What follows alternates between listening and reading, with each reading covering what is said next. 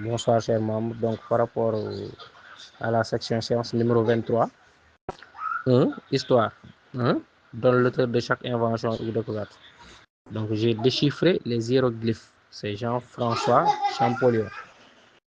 Voilà. Alors, je suis l'auteur de cette phrase. L'Égypte est un don du Nil. Hérodote. J'ai inventé le télégraphe électrique fonctionnant avec un électroaimant. Là, c'est très précis. Donc, c'est Samuel Morse. Maintenant, l'histoire de l'Égypte est subdivisée en 3 parties. L'Ancien Empire, le Moyen Empire et le Nouvel Empire. Durant lesquels il y a eu un changement de capitale, Memphis et Thèbes. Et c'est la deuxième question. Ensuite, l'Égypte était dirigée par un pharaon. Le roi d'Égypte était appelé pharaon. Ça, il faut le noter. Aussi, la société était bien organisée, avec des couches, disons, aristocratiques. Ensuite, les couches inférieures, avec bien sûr le pharaon, les scribes, ceux qui étaient chargés des écritures et autres. Voilà. Il y a aussi les gouverneurs, etc. Ensuite, il y a les paysans, les esclaves. Alors, donc 2 capitales, Memphis. Bon, ici on peut accepter aussi Alexandrie.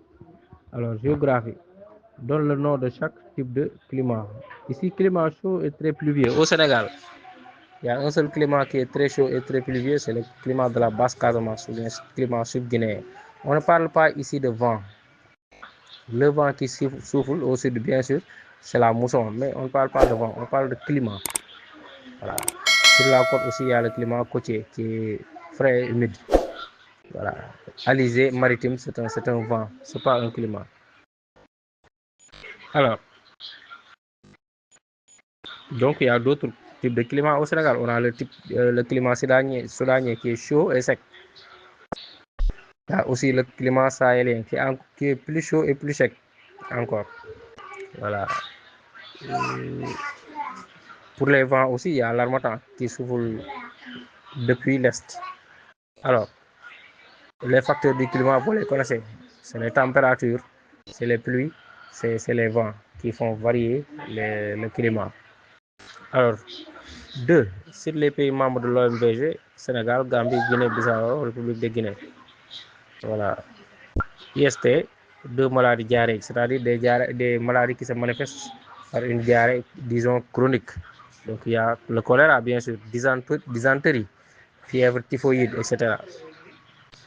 Alors, quel instrument sert à vérifier l'horizontalité d'un mur?